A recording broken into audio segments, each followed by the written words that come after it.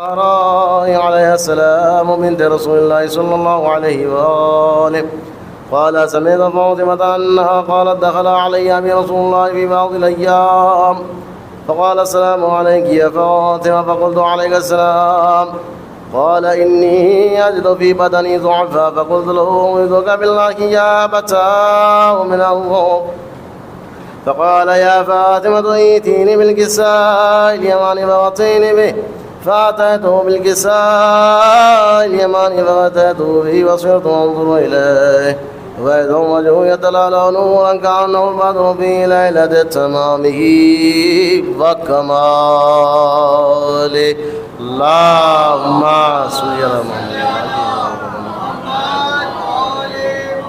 فما كانت إلا ساعة وإذا ببلدنا قد أقبل وقال السلام عليك يا أمه فقلت وعليك السلام يا قرة عيني وثمرة فؤادي فقال يا أمه إني أشم عندك رائحة طيبة كأنها رائحة جد رسول الله صلى الله عليه وآله فقلت نعم إن جدك تحت الكساء فأقبل الرسول نحو الكساء وقال السلام عليك يا جداه يا رسول الله أتأذن لي أن أدخل معك تحت الكساء فقال وعليك السلام يا فلدي وصاحب حوضي قد أذنت لك فدخل معه تحت الكساء. اللهم صل على محمد. فما كانت إلا ساعة وإذا ببلدي الحسين قد أقبل وقال السلام عليك يا أمه فقلت وعليك السلام يا ولدي ويا قرة عيني وثمرة فؤادي فقال لي يا أمه إني أشم عندك رائحة طيبة كأنها رائحة جد رسول الله صلى الله عليه وآله فقلت نعم إن جدك وأخاك تحت الكساء فأتى الحسين نحو الكساء وقال السلام عليك يا جداه السلام عليك يا من اختاره الله تأذن لي أن أكون معكم تحت الكساء فقال وعليك السلام يا ولدي ويا شافع أمتي قد أذنت لك فدخل معهما تحت الكساء. اللهم صل على محمد. فأقبل عند ذلك أبو الحسن علي بن أبي طالب وقال السلام عليك يا بنت رسول الله فقلت وعليك السلام يا أبا الحسن ويا أمير المؤمنين فقال يا فاطمة إني أشم عندك راية طيبة كأنها راية أخي وابن عم رسول الله صلى الله عليه وآله فقلت نعم ها هو مع ولديك تحت الكساء فأقبل علي نحو الكساء وقال السلام عليك يا رسول الله تأذن لي نكون معكم تحت الكساء قال له وعليك السلام يا أخي ويا وصي وخليفتي وصاحب لفائي قد أذنت لك فدخل علي تحت الكساء. اللهم صل على محمد. ثم أتيت نحو الكساء وقلت السلام عليك يا أبتاه يا رسول الله أتأذن لي نكون معكم تحت الكساء قال وعليك السلام يا بنتي ويا بضعتي قد أذنت لك ودخلت تحت الكساء. اللهم صل على محمد. فلما اكتملنا جميعا تحت الكساء خطا برسول الله بطرف الكساء فأومى بيده اليمنى إلى السماء وقال اللهم إن هؤلاء أهل بيتي وخاصتي وحامتي لحمهم لحمي ودمهم دمي يؤلمني ما يؤلمهم ويحزنني ما يحزنهم أنا حرب لمن حاربهم وسلم لمن سالهم وعدو لمن عاداهم ومحب لمن أحبهم إنهم مني وأنا منهم فاجعل صلواتك وبركاتك ورحمتك وغفرانك ورضوانك علي وعليهم وأذهب عنهم الرجس وطهرهم تطهيرا. اللهم صل على محمد. فقال الله عز وجل يا ملائكتي ويا سكان السماوات إني ما خلقت سماء مبنية ولا أرضا مدهية ولا قمرا منيرا ولا شمسا مضيئة ولا فلكا يدور ولا بحرا يجري ولا فلكا يسري إلا في محبة هؤلاء الخمسة الذين هم تحت الكساء. اللهم صل على محمد وعلى آله. فقال الأمين جبرائيل يا رب من تحت الكساء؟ فقال عز وجل هم أهل بيت النبوة ومعدن الرسالة، هم فاطمة وأبوها وبعلها وبنوها. اللهم صل على محمد وآله. فقال جبرائيل يا رب أتأذن لي أن أهبط على الأرض ليكون معهم سادسا؟ فقال الله نعم قد أذنت لك. فهبط الأمين جبرائيل وقال السلام عليك يا رسول الله. العلي الأعلى يقرئك السلام ويخصك بالتحية والإكرام، يقول لك وعزتي وجلالي إني ما خلقت سماء مبنية ولا أرضا مدهية ولا قمرا منيرا ولا شمسا مضيئة ولا فلكا يدور ولا بحرا يجري ولا فلكا يسري إلا لأجلكم ومحبتكم، وقد أذن لي أن أدخل معكم فأتأذن لي يا رسول الله؟ فقال رسول الله وعليك السلام يا أمين وحي الله إنه نعم قد أذنت لك. فدخل جبرائيل معنا تحت الكساء. اللهم صل على محمد. فقال لأبي إن الله قد أوحى إليكم يقول إنما يريد الله ليذهب عنكم الرجس أهل البيت ويطهركم تطهيرا. اللهم صل على محمد وعلى آله. فقال علي لأبي يا رسول الله أخبرني ما لجلوسنا هذا تحت الكساء من الفضل عند الله تعالى. فقال النبي صلى الله عليه وآله والذي بعثني بالحق النبي واصطفاني بالرسالة نجيا ما ذكر خبرنا هذا بما في أهل الأرض وفيه جمع من شيعتنا ومحبينا إلا ونزلت عليهم الرحمة وهبت بهم الملائكة واستغفرت لهم إلى أن يتفرقوا. اللهم صل على محمد وعلى آله. فقال علي نظم الله فزنا وفاز شيعتنا ورب الكعبة. فقال النبي صلى الله عليه وآله ثانيا يا علي والذي بعثني بالحق النبي واصطفاني بالرسالة نجيا ما ذكر خبرنا هذا فيما في أهل الأرض وفيه جمع من شيعتنا ومحبينا وفيه مهموم إلا وفرج الله هما ولا مغموم إلا وكشف الله غما ولا طالب حاجة إلا فقضى الله حاجته. فقال علي نظم الله يفوزنا وسعدنا وكذلك شيعتنا فازوا وسعدوا في الدنيا والآخرة ورب الكعبة. اللهم صل على محمد وآل محمد. اللهم صل على محمد وآل محمد. اللهم صل على محمد وآل محمد. بسم الله الرحمن الرحيم. اللهم إني أسألك بحق محمد وأنت المحمود وبحق علي وأنت الأعلى وبحق فاطمة وأنت فاطر السماوات والأرض وبحق الحسن وأنت المحسن وبحق الحسين وأنت قديم الإحسان وبحق الأئمة تسعة الطاهرين من ذرية الحسين عليهم السلام. ہمارے دیگر سلوات میں ایک مطلب چند شعر سے مولانا موصوف جو ہمارے درمیان الہ آباد سے تشریف لائے ہیں آپ کو ان کو سننا ہے. ان کو میں آواز دے رہا ہوں ان اشعار کے ساتھ کہ وقت اور حالات کی چکی میں پس جاتی ہے ماں. ایک یہ ماں کے انتقال کے ان کی مجلس ہے. وقت اور حالات کی چکی میں پس جاتی ہے ماں تب کہیں یہ ممتا کی ماری کہلاتی ہے ماں. اور پرورش کے واسطے گھر میں اگر کچھ بھی نہ ہو تو سامنے غیروں کے اکثر ہاتھ پھیلاتی ہے ماں. اور تنگ دستی حملہ زن ہوتی ہے جب بھی اس کے گھر تو بچوں کو کھانا کھلا کے بھوکی سو جاتی ہے ماں. اور رات کو سونے سے پہلے تربیت کے واسطے واقعات کربلا بچے کو سمجھاتی ہے ماں. واقعات کربلا بچے کو سمجھاتی ہے ماں. رات کو بیٹا جو لوٹے دیر سے گھر پر کبھی تو پتلیاں چوکھٹ پہ رکھ کے گھر میں سو جاتی ہے ماں. پتلیاں چوکھٹ پہ رکھ کے گھر میں سو جاتی ہے ماں، اور اس کے مستقبل کا وہی رکھتی ہے پورا خیال، اور پوری ذمہ داری سے اسکول لے جاتی ہے ماں، پوری ذمہ داری سے اسکول لے جاتی ہے ماں۔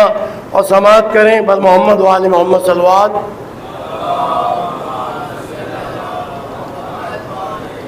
اور طوطے کے مانند بیٹا، طوطے کے مانند بیٹا اگر جو آنکھیں پھیر لے تو زندگی کے بس اسی لمحے میں مر جاتی ہے ماں۔ طوطے کے مانند بیٹا اگر جو آنکھیں پھیر لے زندگی کے بس اسی لمحے میں مر جاتی ہے ماں۔ اس قدر بچے کی چاہت، اس قدر بچے کا پیار کہ مرتے مرتے بھی دعا بچے کو دے جاتی ہے ماں۔ میں انہی اشعار کے ساتھ مولانا موصوف سے گزارش کر رہا ہوں کہ وہ تشریف لائیں۔ لا حول ولا قوة إلا بالله العلي العظيم۔ أعوذ بالله من الشيطان الرجيم، بسم الله الرحمن الرحيم۔ الحمد لله الذي هدانا لهذا وما كنا لنهتدي لولا أن هدانا الله، لقد جاءت رسل ربنا بالحق، والصلاة والسلام على أشرف الأنبياء والمرسلين، صاحب التاج والمعراج والبراق والألم، ودافع البلاء والوباء والقهط والمرض والألم، اسمه مكتوب مرفوع منقوش مشفوع في اللوح والقلم، جسمه مقدس مطهر معطر منور في البيت والحرم، مقامه قاب وقوسين أو أدنى، مولانا ومولى الثقلين جد الحسن والحسين إمام القبلتين وصيلتنا في الدارين أبي القاسم محمد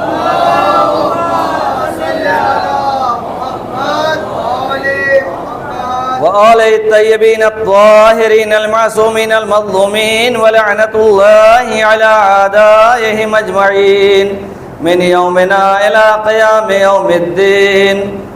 أما بعد، فقد قال في القرآن المجيد وأصدق الصادقين وقوله الحق. بسم الله الرحمن الرحيم. يا أيها الذين آمنوا اتقوا الله وكونوا مع الصادقين. صلوات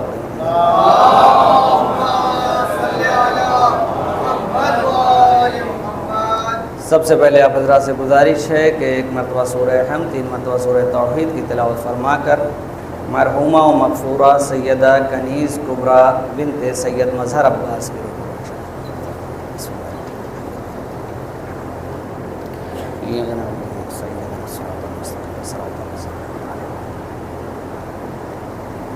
بسم اللہ الرحمن الرحیم. قل اللہ احد اللہ الصمد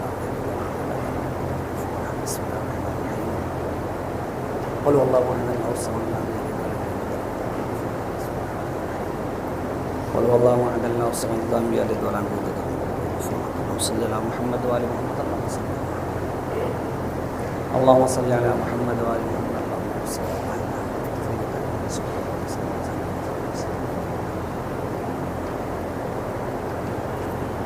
جوانوں سے گزارش ہے کہ وہ آگے تشریف لے آئیں، بزرگوں کو جگہ دیں تاکہ وہ ٹیک لگا کے بیٹھ سکیں، اس لیے کہ زیادہ ضرورت ان کو ہے، اور ہماری گفتگو ہمارے جوانوں سے ہی رہے گی جتنی دیر رہے گی انشاءاللہ. ایک صلوات پڑھیں محمد و آل محمد.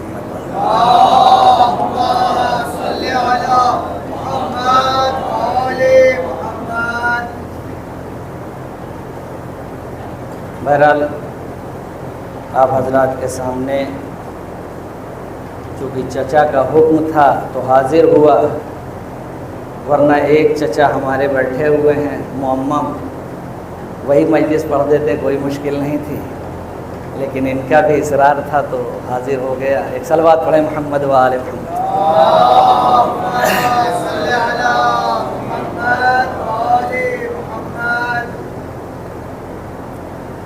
چونکہ میں اس علاقے میں رہتا نہیں ہوں، کبھی آنا ہوتا نہیں ہے، آدمی جہاں مستقل جاتا رہتا ہے تو وہاں اس اعتبار سے گفتگو کرتا ہے کہ کچھ گفتگو کی، کچھ گفتگو بعد میں کر دی، لیکن بہرحال ٹوٹے پھوٹے الفاظ میں انشاءاللہ، چونکہ ایک ماں کے ایصال ثواب کی مجلس ہے، لہٰذا کچھ واقعات اس لحاظ سے بھی پیش کرنا ہے، اور بقیہ اس موضوع پر بھی گفتگو کی جائے گی، جس موضوع پر اپنا بیان میں نے آپ حضرات کے سامنے قرآن مجید کی آیت سے پیش کیا ہے۔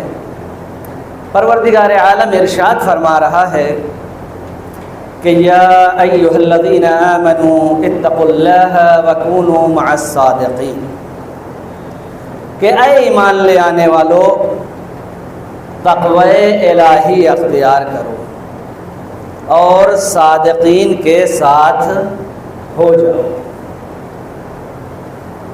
پروردگار نے سب سے پہلے تقوی الہی کے بارے میں گفتگو کیا ہے، اس کے بعد کہا ہے کہ صادقین کے ساتھ ہو جاؤ۔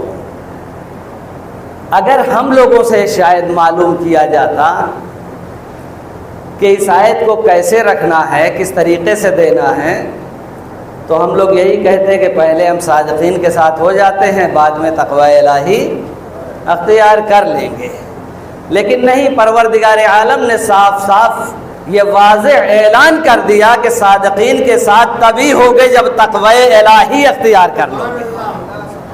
اگر کوئی یہ چاہتا ہے کہ بغیر تقوی الہی کے صادقین کے ساتھ ہو جائیں تو یہ ناممکنات میں ہے، اس لیے کہ اگر اپنے آپ کو رسول کا چاہنے والا کہلانا چاہتے ہو، علی کا چاہنے والا کہلانا چاہتے ہو، فاطمہ کا چاہنے والا کہلانا چاہتے ہو، حسن و حسین کا چاہنے والا کہلانا چاہتے ہو، تو سب سے پہلے تمہیں تقوی الہی اختیار کرنا پڑے گا۔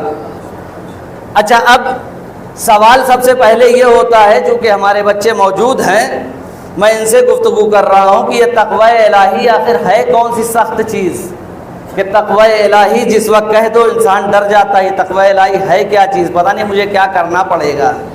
بھائی چھٹے امام جعفر صادق علیہ السلام فرماتے ہیں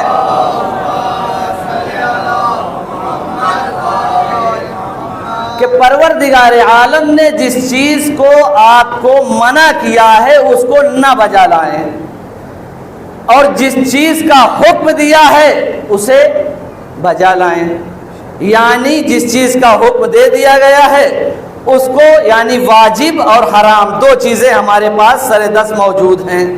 سب سے پہلی چیز کیا ہے کہ ہمیں واجبات پر عمل کرنا ہے، دوسری چیز کیا ہے، محرمات سے پرہیز کرنا ہے۔ اگر یہ دو چیز پر عمل کر لیا گیا تو وہ انسان تقوی الہی اختیار کر چکا ہے، اور یہ کوئی مشکل کام نہیں ہے، اگر سوچا جائے تو کوئی مشکل کام نہیں ہے۔ پروردگار نے کیا واجب آپ پر کیا ہے، جو واجب قرار دیا ہے اس کو عمل کرنا ہے، جس چیز سے روکا گیا ہے اس چیز سے رک جانا ہے۔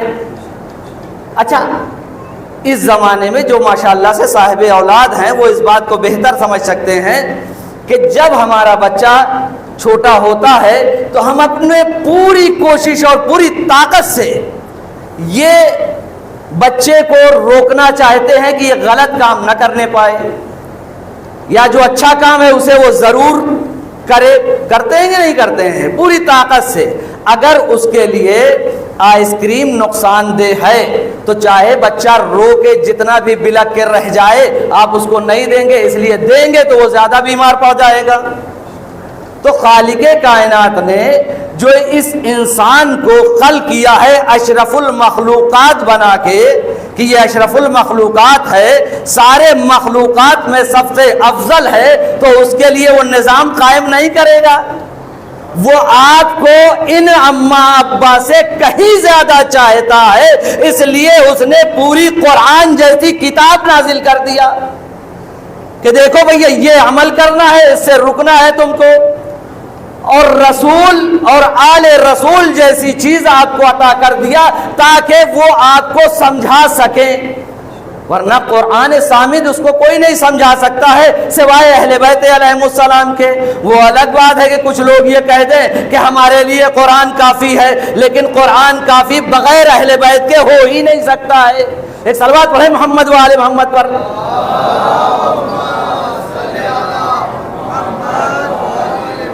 قرآن کافی بغیر اہل بیت کے، یہ ناممکنات میں سے ہے۔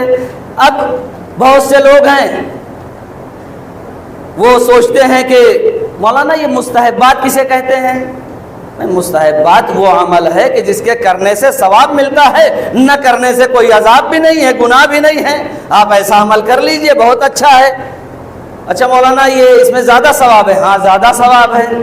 تو زیادہ ثواب ہے تو پھر واجبات اگر ہم چھوڑ کے کرنا چاہیں تو یہی مولانا کہیں گے نا، قرآن بھی یہی کہے گا، مولانا بھی یہی کہیں گے، اہل بیت بھی یہی کہہ رہے ہیں، سب یہی کہیں گے جتنے ان کتابوں کو پڑھ چکے ہیں اور اہل بیت کی آیات و روایات ساری چیزیں دیکھنے کے بعد یہی کہا جائے گا نا کہ بغیر واجبات کو عمل کیے ہوئے مستحبات کوئی فائدہ نہیں پہنچا سکتا ہے۔ کہیں گے مولانا یہ کیسی بات کر رہے ہیں؟ تو میں کہوں گا تھوڑا سا میں مثال دے دیتا ہوں، شاید میرے جوانوں کے لیے کچھ بات واضح ہو جائے۔ جو کام کرتے ہیں روزانہ ان کو اس بات کا علم ہوگا کہ جب کام زیادہ آ جاتا ہے تو یہ کہہ دیا جاتا ہے ان سے کہ جو اوور ٹائم کرے گا اس کو دگنا پیسہ دیا جائے گا۔ ہاں ایسا ہے نا بھائی، جو اوور ٹائم 5 بجے تک ڈیوٹی ہے، آپ 6 اور 7 2 گھنٹہ کریں گے 2000 روپیہ دیا جائے گا، ویسے 500 روپے تھا اس میں 2000 دیا جائے گا۔ تو کچھ عقل مند ایسے بھی ہوں گے کہ جو یہ سوچیں گے یار سارا دن ڈیوٹی کرو 500 روپیہ ملتا ہے، 2 گھنٹہ اوور ٹائم کر لو، ختم ہو گئی بات۔ اب انہوں نے عقل مندی سے اپنا دماغ چلایا کہ کر لو مستحبات جتنے ہیں سارے، ثواب ملے گا نا۔ وہ واجبات چھوڑے دے رہے ہیں، ثواب ادھر زیادہ ہے، ادھر اگر ہم 1 رکعت پڑھیں گے تو 1000 رکعت کا ثواب ہے مثلا کسی عمل میں، لہٰذا ہم یہ کام کیے لیتے ہیں، اس سے تو کہیں زیادہ نکل جائیں گے۔ اب جب ہم نے اپنے دماغ کو چلایا اور چلانے کے بعد ہم ڈیوٹی پر جانا چھوڑ دیا، ہم نے 5 بجے پہنچتے ہیں، 2 گھنٹہ ڈیوٹی کرتے ہیں، چلے جاتے ہیں۔ اب جب تنخواہ کا ٹائم آیا تو دیکھا گیا کہ رجسٹر میں تو آپ جو ہے کسی دن آئے ہی نہیں ہیں۔ ارے ٹھیک ہے ہم نہیں آئے ہیں، وہ آپ نہ دیجئے، لیکن ہم نے جو ہر روز 2 گھنٹہ اوور ٹائم کیا ہے اس کا تو پیسہ دے دیجئے۔ تو مالک کیا کہے گا؟ کہے گا جو انسان سارا دن نہیں آیا اس کو اوور ٹائم کوئی فائدہ نہیں پہنچا سکتا ہے۔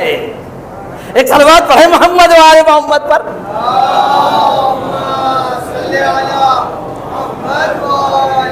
بھائی اوور ٹائم سب کو تو نہیں مل جائے گا نا، وہی تو بیچارے جو سارا دن کام کر رہے ہیں انہی کے لیے اوور ٹائم ہے نا، ورنہ ساری دنیا یہی کرنے لگے۔ لہٰذا اسی طریقے سے یہ بھی ہے، لہٰذا تقوی الہی اختیار کرنے کا ہم کو حکم دیا گیا ہے کہ جب آپ تقوی الہی اختیار کر لیں گے تب اس کے بعد صادقین کے ساتھ ہو جائیے۔ اب جب ان دونوں کے ساتھ ہو جائیں گے تو آپ کی زندگی کامیاب ہو جائے گی۔ تو یہ دونوں چیزیں جو کہی گئی، اب تقوی الہی میں انسان نے سب کچھ کر لیا بھیا، اس نے نماز بھی پڑھ لی، روزے بھی رکھ لیے، سارے عمل انجام دے لیے، اور انجام دینے کے بعد اب اس کے بعد وہ سوچ رہا ہے کہ ساری چیزیں جتنی بھی ہم نے کر لیا ہے اب یہ تو ہماری پہنچ گئی، اب ہمارے پاس بہت کچھ ہو گیا ہے، اب تو ہم بہت کچھ لے کے جانے والے ہیں، مجھ سے بڑا نمازی کون ہے، مجھ سے بڑا روزے دار کون ہے، مجھ سے بڑا حج کرنے والا کون ہے، زکوٰۃ دینے والا کون ہے۔ اب ہم نے اپنے دماغ میں ایک غرور پال لیا ہے، ایک گھمنڈ پال لیا ہے جو پروردگار عالم کو سوائے اپنے اور کسی کے لیے یہ غرور اور گھمنڈ پسند نہیں ہے۔ اب یہ غرور اور گھمنڈ جہاں ہم نے کیا اور یہ سارے عمل کو لے کر ہم گئے اور جب وہاں پہنچے بڑے شان کے ساتھ پہنچے، کہ آ گئے ہم تو سارے عمل ہے، کیا کیا لے گا پروردگار، نماز بھی ایک ٹائم کی میری قضا نہیں ہے، روزہ بھی ایک ٹائم کا وہ نہیں ہے، اور کوئی بھی چیز ہماری چھوٹی ہی نہیں ہے۔ وہ الگ بات ہے کہ اور سارے گناہ جتنے تھے وہ ہم کرتے رہ گئے، لوگوں کے ساتھ ظلم تھا وہ ہم کرتے رہ گئے۔ اب یہ سوچ کے اب جب ہم پہنچے وہاں پر اور جانے کے بعد ہمارا حساب و کتاب ہونے لگا تو اب میں یہاں رک کے کہوں گا کہ یہ جو بہت بڑی سی لاری ہم لے کر آئے تھے جس میں نماز بھی تھی، روزہ بھی تھا، حج بھی تھا، زکوٰۃ بھی تھا، سارے عمل تھے اس کے اندر، بڑے فخر سے جا رہے تھے وہاں پر، اور جب یہ لاری لے کر پہنچے ہیں، جیسے ہی پہنچے پروردگار نے کہا تمہاری نماز ہے، ارے یہ لاری میں ہے، حج لاری میں ہے، ساری چیزیں ایک جگہ جمع ہے، جو چاہے وہ لے لو۔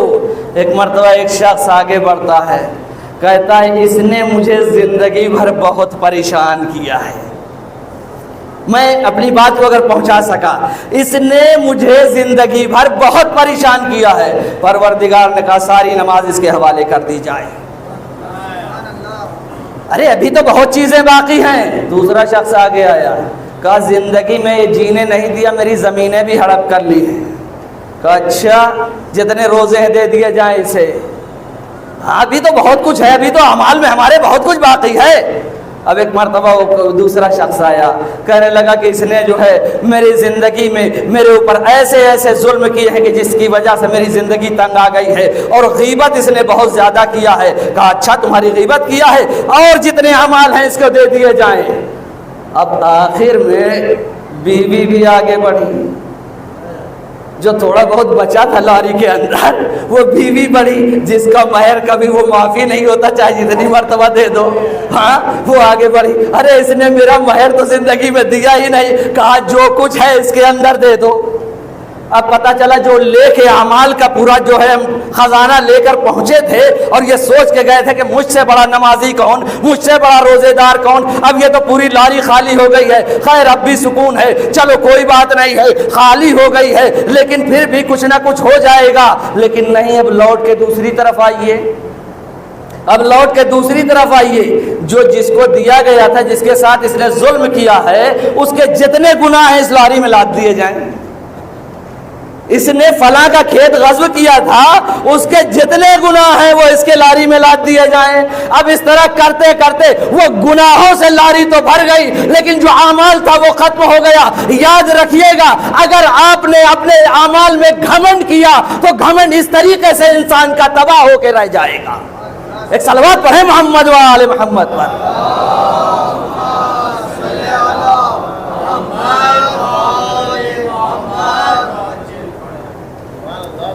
موضوع تھوڑا سا سخت ہے لیکن بہرحال سمجھانے کے لیے یہ ضروری ہے، اس لیے کہ ہم ہر کسی کے دروازے پر نہ پہنچ جائیں. وَكُونُوا مَعَ الصَّادِقِينَ، ہم صادقین کے ساتھ ہو جائیں. جب صادقین کے ساتھ یہ عمل کر کے صادقین کے ساتھ ہو جائیں گے تو یقیناً پھر ہمارے اعمال باقی رہ جائیں گے. اس لیے کہ جتنا انہوں نے کہا ان کے بغیر تو نہ نماز قبول ہے، نہ روزہ قبول ہے، نہ کوئی اعمال قبول ہے. اگر اہل بیت سے ہماری محبت نہیں ہے تو پھر ہمارے کوئی اعمال بھی قبول نہیں ہے. لہٰذا اہل بیت سے بھی محبت ہو گئی.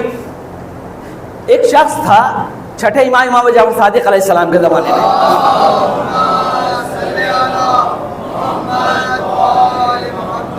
آپ کے زمانے میں ایک بزرگ شخص تھا، اور وہ جیسے آج کے زمانے میں نہیں ہوتے بابا آ گئے بابا آ گئے. ہاں لوگ جاتے ہیں جھڑوانے پھکوانے، بابا آ گئے ہیں. تو امام کو یہ خبر ملی کہ کوئی آیا ہے. امام کے پاس آ کے صحابیوں نے بتایا کوئی آیا ہے، وہ نصیحت بہت اچھی کرتا ہے اور بہت شاندار نصیحت کرتا ہے. واقعاً وہ سب سے بڑا اللہ والا ہے.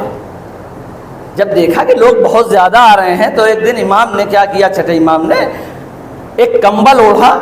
اوڑھنے کے بعد اپنے چہرے کو تھوڑا سا ڈھکا. ڈھکنے کے بعد آپ بھی پہنچ گئے. جانے کے بعد دیکھا تو بہترین وہ نصیحت کر رہا تھا، بہترین نصیحت. اور بہترین نصیحت کرتے کرتے جب اٹھ کے وہ چلا ہے تو امام نے کہا کہ بھائی اس کے پیچھے بھی ہو لیا جائے تاکہ دنیا والوں کو اس کے حقائق بیان ہو سکے. امام کو تو معلوم ہی ہے نا، لیکن دنیا والے تو اتنے آسانی سے نہیں ماننے والے ہیں. اب جب وہ اٹھ کے چلا ہے وہاں سے تو جانے کے بعد ایک روٹی کی دکان پہ پہنچا. ادھر ادھر دیکھا، 2 روٹی. ایک پھل والے کے پاس پہنچا، ادھر ادھر دیکھا، 2 انار لیا اور لے کے چل دیا آگے. آگے آگے وہ جا رہا تھا، پیچھے پیچھے امام جا رہے تھے. اور اس کے بعد ایک جگہ پہنچا، دیکھا کہ ایک مریض شخص ہے، نحیف سا لاغر سا ہے. جانے کے بعد اس کے پاس یہ 2 روٹی بھی ڈال دی، 2 انار بھی ڈال دیے. جیسے ہی ڈال کے آگے بڑھا، پیچھے سے آپ کے چھٹے امام نے کندھے پر ہاتھ رکھ دیا اس کے. کہاں؟ کہا تم کون ہو؟ کہا تم کون ہو؟ تو جب امام سے سوال کیا، امام نے کہا کہ میں مدینے کا رہنے والا ہوں. کہا مدینے کے کہیں جعفر صادق تو نہیں ہو؟ کہا میں وہی ہوں. تو کہا تم کو اتنی سی بات نہیں پتا ہے؟ تم نے قرآن ہی نہیں پڑھا ہے کہ تم ہم سے سوال کر رہے ہو؟ کہنے لگے نہیں، تم نے وہاں روٹی جو ہے چرائی، وہاں انار چرایا، تو اس کا مطلب بھی تو دنیا والوں کے سامنے واضح ہونا چاہیے۔ اس نے کہا بتاؤ، تم اہل بیت کے گھرانے کے، تم جعفر صادق بھی ہو، اور اس کے بعد تم کو اتنا نہیں معلوم؟ تم نے قرآن نہیں پڑھا ہے کہ قرآن میں لکھا ہے کہ جو ایک گناہ کرے گا اس کو ایک ہی گناہ ملے گا، لیکن جو ایک نیک کام کرے گا اس کو 10 گناہ ملے گا؟ تو ہم نے تو صرف 4 ہی گناہ کیے ہیں، لہذا 4 گناہ ملیں گے، لیکن جو نیکی کیا ہے اس کا ثواب کتنا ملے گا؟ ہر کا 10 گنا ہے۔ امام نے کہا کہ خدا کی قسم تجھ پر اللہ لعنت کرے، اگر تو نے صحیح سے قرآن پڑھا ہوتا تو اس طرح کی بات نہ کرتا۔ کیا تو نے یہ نہیں پڑھا ہے کہ پروردگار صرف انہی کے اعمال قبول کرتا ہے جو متقی ہوتے ہیں؟ اللہم صلی اللہ جو متقی ہوتے ہیں صرف انہی کے اعمال پروردگار عالم قبول کرتا ہے، اور کسی ہر کس و ناکس کے، ایسے ہی چوروں کے اعمال قبول ہونے لگے تو ہو گیا۔ متقی کا فلسفہ پہلے ہی بتا چکا ہوں کہ متقی بننا کتنا آسان ہے۔ بننا چاہے تو ہر کوئی بن سکتا ہے، کوئی مشکل نہیں ہے۔ ضروری نہیں ہے کہ مستحبات پر عمل کیا جائے، لیکن ضروری ہے کہ واجبات پر عمل کیا جائے۔ اس لیے واجبات کو ہمیں عمل انجام دینا ہے۔ اگر ہمارے واجبات کامل ہیں تو کوئی ضروری نہیں کہ مستحبات ہوں، اس لیے کہ جو چیز کا حکم دیا گیا ہے کثرت اعمال سے یہ نہ سوچے کہ پروردگار عالم کے نزدیک کوئی زیادہ نزدیک ہو سکتا ہے، اس لیے کہ ہم اہل بیت سے بھی محبت کرتے ہیں اور ساتھ میں تقوی الہی بھی اختیار کیے ہوئے ہیں۔ لیکن شیطان کس کو بہکاتا ہے؟ پہلے تو آپ یہ بتا دیجئے، شیطان کس کو بہکاتا ہے؟ ارے اسی کو تو بہکائے گا جو علی والا ہوگا۔ ارے اور سب تو بہکے ہیں، ان کو بہکانے کی ضرورت ہی نہیں ہے۔ ارے صلوات پڑھے محمد و آل محمد پر۔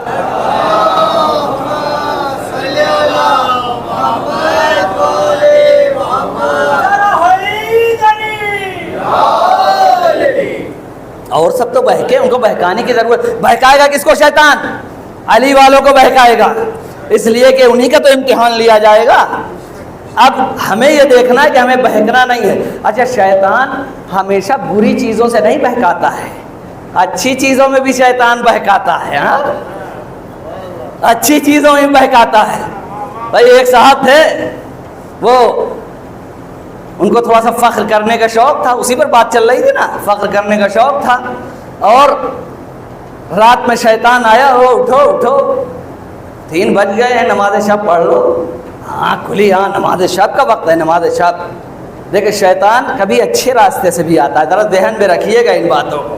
اب وہ کھڑے ہوئے، نماز شب پڑھ لیا، نماز شب پڑھنے کے بعد اب صبح چچا میاں جب نکلے تو نکلنے کے بعد وہاں چائے کے ہوٹل پر، وہاں دوسری جگہ، وہاں تیسری۔ ارے بھائی وہ رات میں تو جو ہے میں نماز شب کے لیے پابندی سے اٹھ جایا کرتا ہوں، الحمدللہ میری نماز شب کبھی قضا نہیں ہوتی۔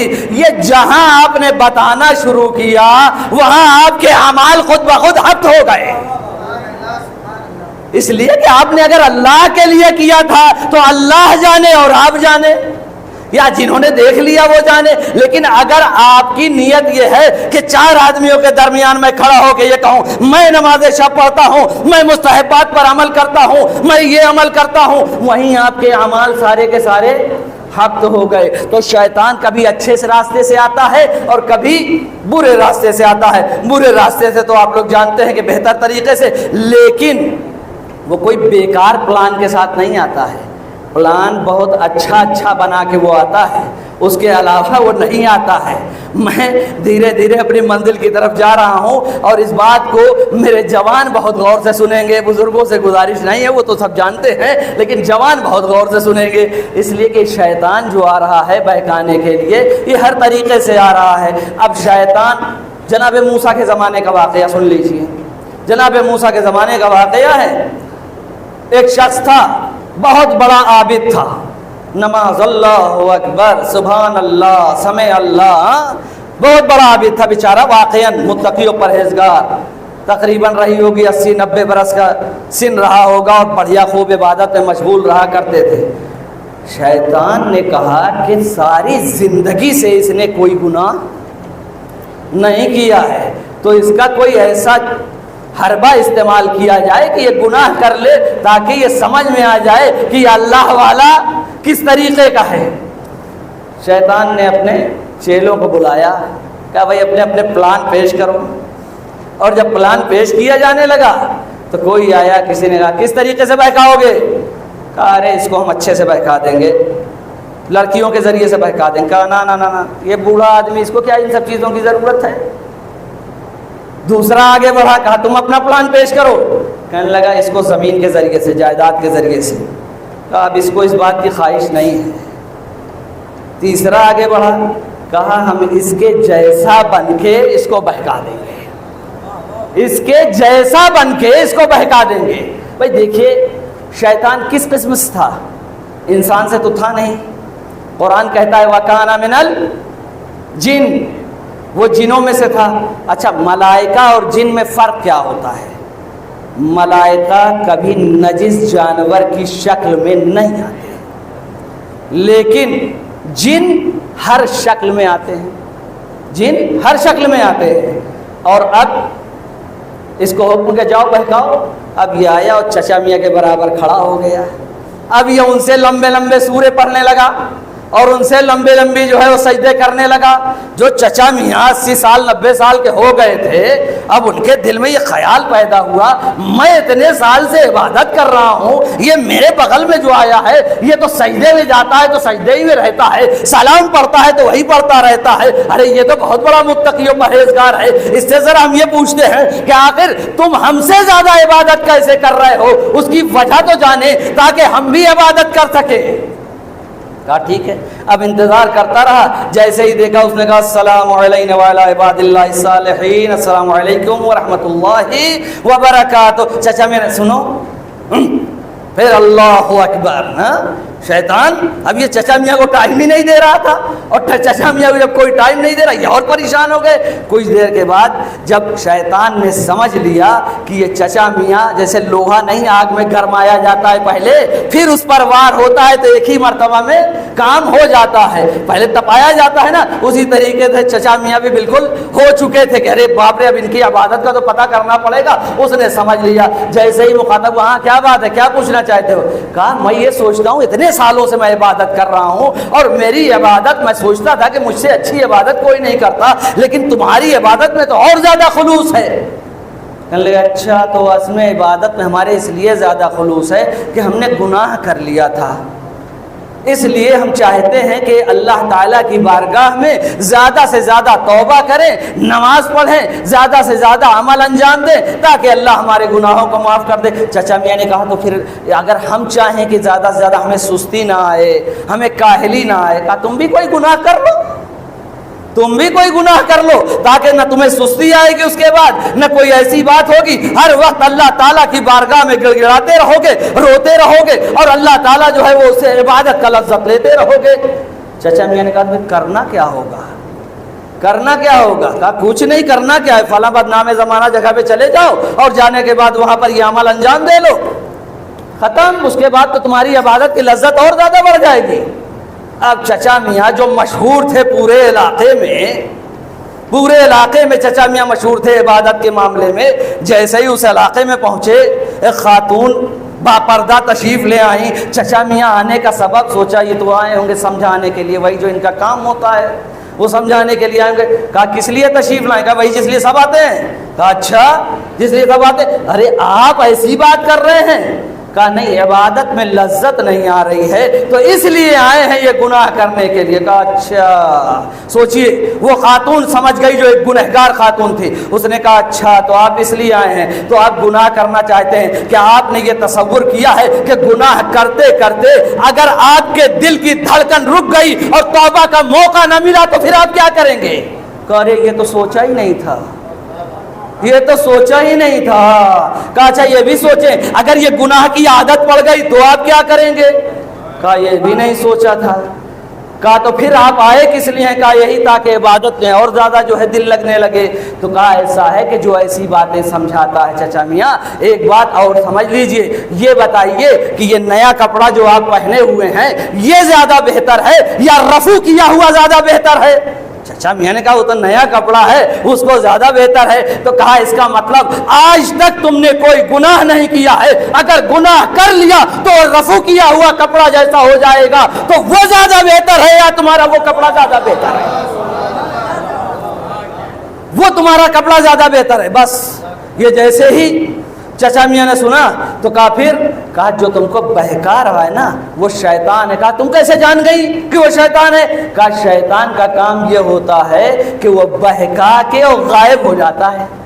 اب جا کے دیکھو گے تو اب وہاں نظر نہ آئے گا. رک کے ایک اپنے بچوں کے لیے, اپنے جوانوں کے لیے درس دینا چاہتا ہوں کہ اپنے ایسے دوست چنیے کہ جو دوست آپ کو گناہوں کی طرف نہ لے جائے. اگر گناہوں کی طرف لے جائے تو یہ سمجھ لینا کہ یہ شیطان والا ہے, اہل بیت والا نہیں ہے.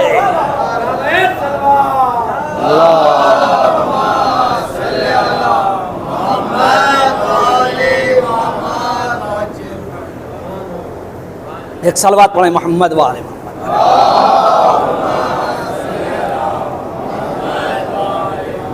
یہ اہل بیت والا نہیں ہے, لہٰذا ہم کو یہ بات کی طرف توجہ دینا چاہیے.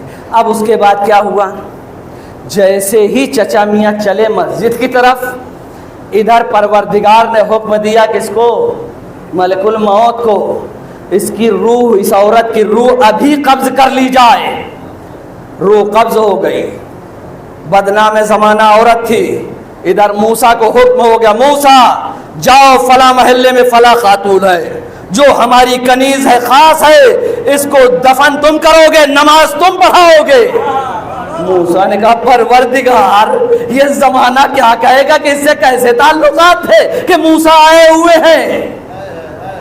دیکھیں اسلام نے ہمیں مواضع و تہم پر بھی جانے کو روکا ہے, یعنی ایسے مقام پر کہ جہاں آپ پر تہمت لگ سکے اس سے بچنے کے لیے کہا ہے. لیکن ہمیں بھی کہا ہے کہ تم اسی طریقے سے کسی کے اوپر کوئی الزام نہ لگا دو, اس لیے کہ نہیں معلوم ہے کہ پروردگار عالم کے نزدیک کون کتنا زیادہ قریب ہے.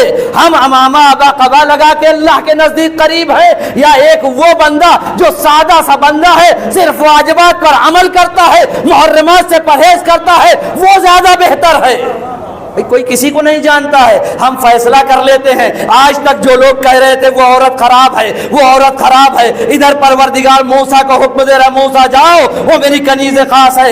اب موسیٰ جا رہے ہیں, لیکن ڈر اس بات کا ہے کہ لوگ کہیں ہمارے اوپر الزام نہ لگا دیں. لہٰذا ایسی جگہوں سے بھی بچنا چاہیے اور ایسے کاموں سے بھی بچنا چاہیے. یہ بات کو بھی ہم کو سکھایا گیا ہے, لیکن یہ بات بھی ہمارے ذہن میں ہمیشہ ہونا چاہیے کہ پروردگار عالم کے نزدیک کوئی بھی کتنا بھی قریب ہو سکتا ہے, ہم فیصلہ کرنے والے کوئی نہیں ہوتے ہیں. ایک صلوات پڑھیں محمد و آل محمد پر.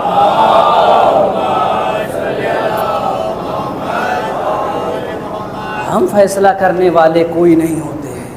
اور یہ تقوی الہی اور اہل بیت کے ساتھ جو انسان ہوتا ہے نا, تو پھر اس کے بعد والدین کی قدر وہی کرتا ہے. میں کیوں کہہ رہا ہوں اور چیلنج کے ساتھ کہہ رہا ہوں کہ جتنے زیادہ اولڈ ہاؤس دنیا میں پائے جاتے ہیں, ہمارے علم میں تو کوئی بھی نہیں ہے جو اہل بیت کے چاہنے والوں کا اولڈ ہاؤس کہیں بنا ہو, لیکن اگر کہیں ہو بھی خدا نہ خواستہ کسی کے ذہن میں تو کہیں بالکل ریئر کیس میں, ورنہ میں نہیں جانتا ہوں کہ کہیں بھی اولڈ ہاؤس اہل بیت کے چاہنے والوں لوگ ایسا کر رہے ہیں. لہٰذا اس کو بچا کے رکھنا ہے, اس کو بچا کے رکھنا ہے. چونکہ جو اہل بیت کا چاہنے والا ہوتا ہے پروردگار عالم ہمیشہ اس کا سر بلند کر دیتا ہے.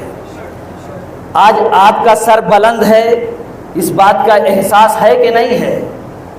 دنیا اہل بیت کے چاہنے والے خالی بتا دو کہ ہم فلاں ہیں, دنیا آپ کو سیلوٹ کرے گی, سلام کرے گی, اس لیے کہ جو علی اور اولاد علی کو चाहने वाला होता है, परवरदिगार आलम उसके सर को बुलंद कर देता है। यही मौलाए मुत्तकियान ने, मुझे उधर नहीं जाना है, बस खाली एक इशारा करके गुजर जाना ताकि हमारे बच्चों के जहन में ये बात आ जाए कि यही मौलाए मुत्तकियान, खैबर बहुत सुना होगा आपने, खैबर में 39 दिन तक सब जाते रहे, वापस आते रहे, वापस आते रहे, लेकिन 40वें दिन जब अली गए हैं तो क्या हुआ है वो पूरी दुनिया जानती है। किसको मारा है? वो यहूदी था, यहूदी को मारा है। याद रखिएगा, आज अली के चाहने वाला मुल्क ईरान और उन्हीं का एक खास गुलाम एक हुक्म देता है तो दुनिया लरस जाती है। सलवात पढ़े मोहम्मद व आले मोहम्मद पर।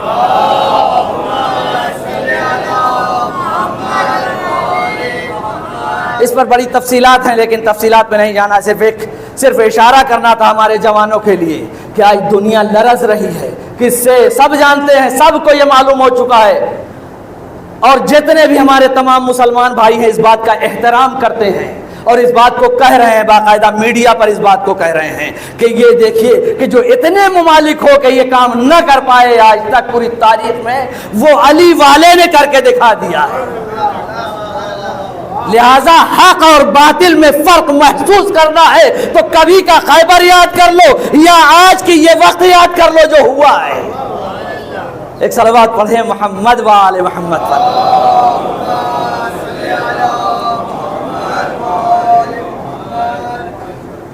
तो ये वालिदैन का एहतराम इस्लाम ने, कुरान ने, अहले बैत ने जो सिखाया है उस पर अमल माशाअल्लाह से अली वाले कर रहे हैं, और जो नहीं कर रहे हैं यकीनन वो इस बात को भी जानते हैं कि वो अपनी दुनिया भी ख़राब कर रहे हैं और आक़िबत भी ख़राब कर रहे हैं।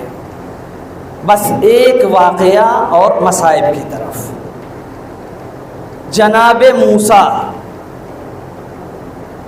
कि जब आपकी वालिदा का इंतकाल हुआ था और जब आप दूर पे जा रहे थे और तो एक जगह लड़खड़ाए हैं तो आवाज़ कुदरत आई है, मूसा ज़रा संभल के। अब तक जब आ रहे थे तो माँ की दुआएं तुम्हारे साथ हुआ करती थी, अब वो माँ नहीं रही जो तुम्हारे लिए दुआ करे। और जनाब मूसा ने परवरदिगार से कहा, परवरदिगार ये बता कि जन्नत में मेरा पड़ोसी कौन होगा। मूसा देखना चाहते हो जन्नत में तुम्हारा पड़ोसी कौन होगा? आप भी अगर जन्नत में अहले बैत के पड़ोसी बनना चाहते हैं तो देख लीजिए मूसा ने क्या कहा, जन्नत में हमारा पड़ोसी कौन होगा। परवरदिगार ने कहा फलां कस्साब के पास चले जाओ और जाओ उससे कह दो आज तुम्हारे यहाँ मेहमान हैं। वो पहुंचा, वो कस्साब पहचानता नहीं था मूसा को। जनाब मूसा ने कहा मेहमान खुदा चाहिए। उसने कहा क्यों नहीं चाहिए, मेहमान तो रहमत है। दुकान को बंद किया, साथ में लेके चला। मूसा जब उसके घर पहुंचे हैं जनाब मूसा, तो उस वक्त वहाँ पर पहुंचने के बाद देखा कि वो गया और एक ऊपर से कोई चीज़ लटकी हुई थी जैसे एक झूला टाइप का, और वो नीचे उतारा। उतारने के बाद देखा एक नहीफ सी बुढ़िया उसमें मौजूद थी। उसने मुंह धुलाया और मुंह धुलाने के बाद उसको खाना खिलाया। खाना खिलाने के बाद अब जब दस्तरखान लगाया जनाब मूसा के लिए तो मूसा ने एक सवाल किया, कहा ये बताओ कि ये कौन है? कहा मेरी माँ है। कहा ये जो तुम टांगे हुए थे इसकी वजह क्या है? कहा इसकी वजह ये है कि मैं दुकान चला जाता हूँ, मुमकिन है कि कोई जानवर आए अजियत पहुँचाए, इसलिए मैं इसको ऊपर टांग देता हूँ। कहने लगे कि ये बताओ कि जब खाना खिला रहे थे तो ये कुछ कह रही थी, क्या कह रही थी? कहने लगे जब मैं इसको खाना खिलाता हूँ तो ये सिर्फ इतनी ही दुआ देती है कि परवरदिगार तुम्हारा पड़ोसी जनाब मूसा को करार दे। जैसे ही उसने ये जुमला कहा वैसे ही जनाब मूसा ने कहा जा तेरी दुआ कबूल हो गई है। याद रखिएगा माँ ऐसी चीज का नाम है कि वो जिंदा रहे तब भी दुआएं देती है, दुनिया से चली जाए तब भी दुआएं देती रहती है।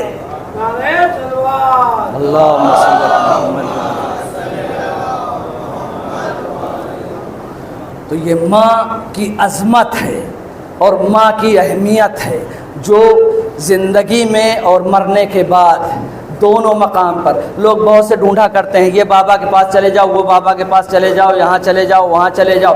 कहीं भी जाने की ज़रूरत नहीं है। हमारे पास रवायत है, जब आप किसी मुश्किल में हो तो जाइए अपनी माँ से कहिए कि माँ हमारे लिए दुआ कर दीजिए, सारी मुश्किलात उसकी दूर हो जाएंगी।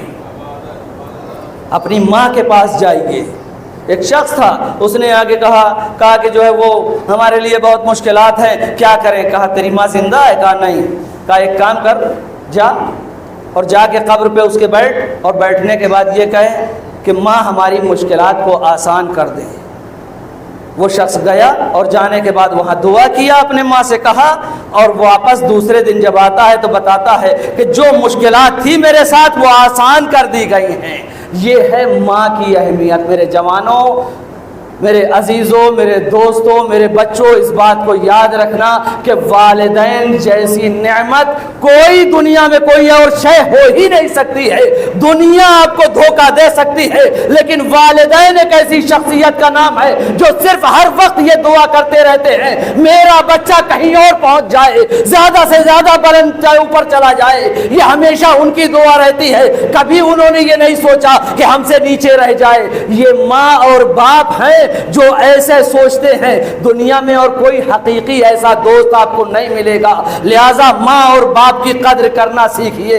लोग ऐसे ऐसे हैं जो अम्मा और अब्बा को सोचते हैं अब तो ये ओल्ड हो गए हैं, अब तो ये पुराने हो गए हैं, अब तो हम जवान हो चुके हैं, अब हमारे नए नए दोस्त बन गए हैं, अब हमारी इज्जत खत्म हो जाएगी। लिहाजा इस बात को याद रखें कि वो जो भी बोलते हैं कभी उनके आवाज से ज्यादा अपनी आवाज को नहीं बुलंद करना है। कुरान कहता है फला तकुल्लहुमा उफ़िन वला तनहरहुमा, खबरदार कभी उफ तक न कहना। झिड़कने की बात तो दूर की बात है, कभी उफ तक न कहना वालिदैन को। मेरे बच्चों, मेरे जवानों, इस बात को हम सबको अपने जहन में रखना चाहिए कि अपने वालिदैन से हमको कैसे पेश आना है, वालिदैन के साथ कैसे रहना है। इससे पहली वाली मजलिस में भी मैंने यही कहा था कि कुरान मजीद साफ साफ कहता है कि वक़्फ़िज़ लहुमा जनाहज़्ज़ुल्ल मिनर रहमा, कि अपने दोनों शानों को झुका लो। कुरान कह रहा है कि अपने दोनों शानों को झुका लो, जिल्लत के साथ और रहमत के साथ अपने वालिदैन के सामने। अकड़ के ना खड़े होना उनके सामने कभी। जब भी खड़े होना अपने सर को झुका के, एहतराम की मंजिल में, गजब की मंजिल में नहीं। एहतराम की मंजिल में आप कैसे भी खड़े हो सकते हैं, लेकिन गजब की मंजिल में कभी ये तसव्वुर भी ना करना। एक सलवात पढ़े मोहम्मद वाले मोहम्मद पर।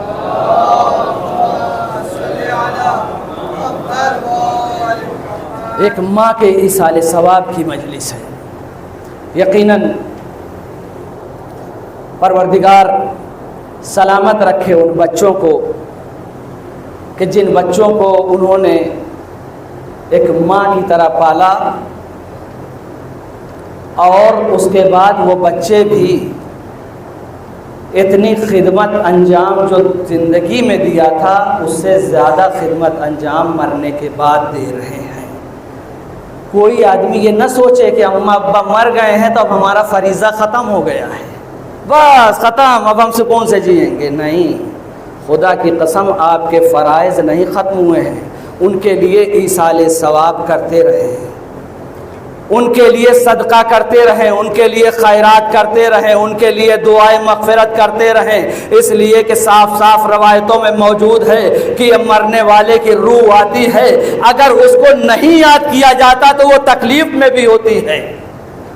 अब अगर हम ये चाहते हैं कि वो तकलीफ में हो तो अलग बात है। और दूसरी जगह जो रवायत में मिलता है कि याद रखिएगा कि जो इंसान अपने वालिदैन को याद करता है वो कब्र से उसके लिए दुआ करते रहते हैं, उसके रिस्क में भी बरकत होती रहती है, उसके माल में भी बरकत होती रहती है, उसके उम्र में भी बरकत होती रहती है। और अगर आपने उनको भुला दिया है तो परवरदिगार भी कहेगा जैसे तुमने अपने माँ बाप को भुला दिया है हम भी तुमको भुला दे रहे हैं। लिहाजा हम किस उसमें जाएंगे अब ये हमें तय करना है।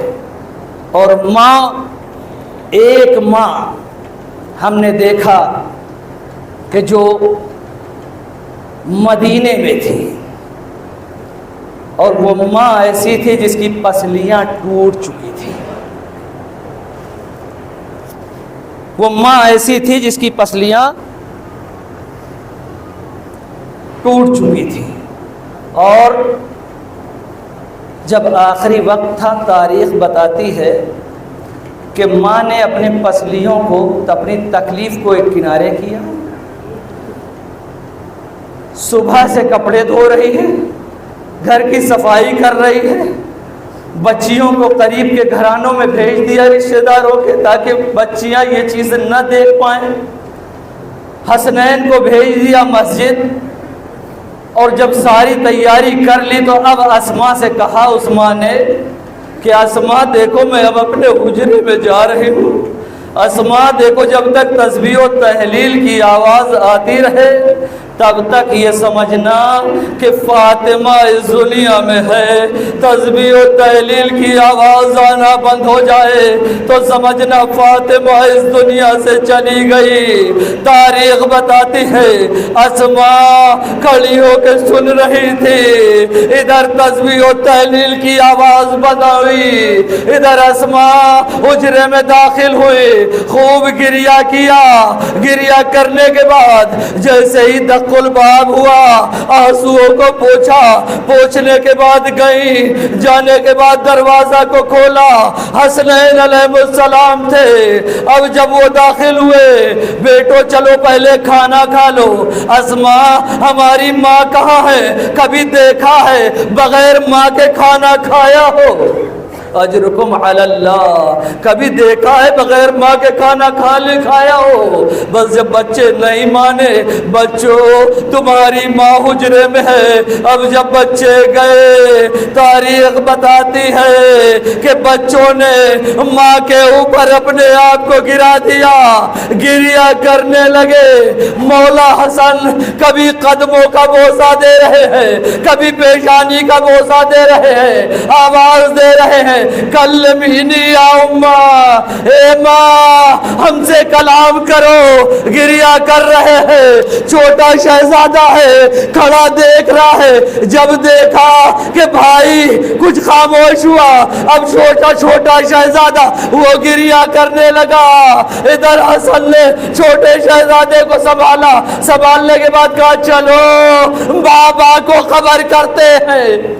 अजरुकुम अलल्लाह। हाँ, ये माँ ऐसी माँ थी कि जब जाके बच्चों ने अपने बाबा को खबर किया है, तारीख बताती है मौलाए मुत्तकियान खड़े हुए, ये खैबर और खंदक फतह करने वाला वापस जमीन पे गिर गया।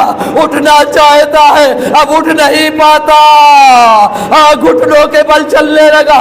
बच्चों ने सहारा दिया, लेकर घर आए। अब जब मौला घर में आए हैं, मुझे तफसीलात में नहीं जाना है, गुस्ल दिया, कफन दिया। अब जब कफन दे लिया तो एक मर्तबा बच्चों को कहा, आओ बच्चों अपनी माँ का आखिरी दीदार कर लो। बच्चे आए, माँ का आखिरी दीदार कर रहे हैं। एक मर्तबा ज़ैनब में कुलसूम रुखसत हो गई। तारीख बताती है दाहिनी तरफ हसन खड़े हो गए, बाई तरफ हुसैन खड़े हो गए, और ये माँ से कहते हैं ए माँ कलाम करो, कलाम करो। बस ये कह रहे थे कि तारीख बताती है बंदे कफन टूटे, आ मेरे लाल मेरे सीने से लग जा। इधर बच्चे लिपटे, उधर आवाज़ें गैबी आई, ए अली बच्चों को जुदा कर लो वरना कयामत आ जाएगी। अजरुकुम अलल्लाह। मौलाए मुत्तकियान लेके गए, दफन किया। अब दफन के बाद लैलतुद दफन में शहजादी की वसीयत याद आई, अली जब दफन कर लेना तो रात में मेरी कब्र पे आना, ले आने के बाद कुरान पढ़ना, सूरह यासीन पढ़ना। जैसे ही ये वसीयत याद आई, आप उठे, दाहिनी तरफ देखा, बाई तरफ देखा, देखा बच्चे सो गए हैं। एक मर्तबा आप उठे, خاموشی سے ادھر قبرستان کی طرف گئے. جانے کے بعد شہزادی کے قبر پر بیٹھے قرآن پڑھ رہے تھے. قرآن پڑھتے پڑھتے ایک مرتبہ فاطمہ کے قبر کو زلزلہ آیا. علی قرآن بند کرو اور گھر جاؤ. ارے شہزادی آپ ہی نے تو کہا تھا. ارے میری بیٹی زینب بیدار ہو گئی ہے, کبھی میرا بستر دیکھتی ہے, کبھی آپ کا بستر دیکھتی ہے. کہیں ایسا نہ ہو میری بیٹی کا کلیجہ پھٹ جائے.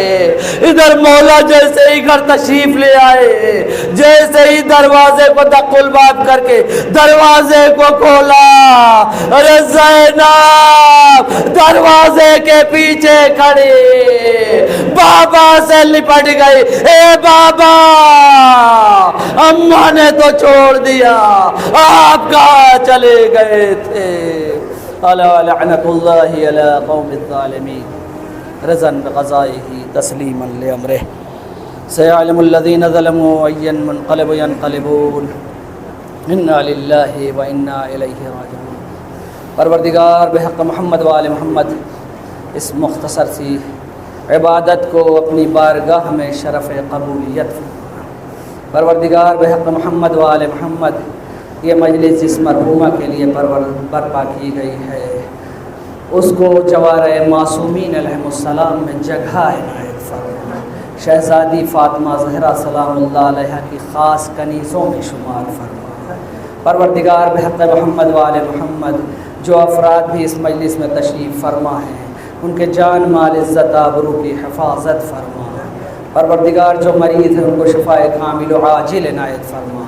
پروردگار جو مقروض ہیں ان کا قرض غیب سے ادا فرما. پروردگار بحق محمد و آل محمد دشمنان اہل بیت کو نیست و نابود فرما. پروردگار بحق محمد و آل محمد ہمارے اور آپ کے آخری امام زمان کے ظہور میں تعجیل فرما. اللہم تقبل منا انک انت السمیع العلیم. آپ حضرات سے گزارش ہے کہ ایک مرتبہ سورہ حم 3 مرتبہ سورہ توحید کی تلاوت فرما کر مرحومہ و مغفورہ سیدہ کبریٰ بنت سید مظہر عباس بن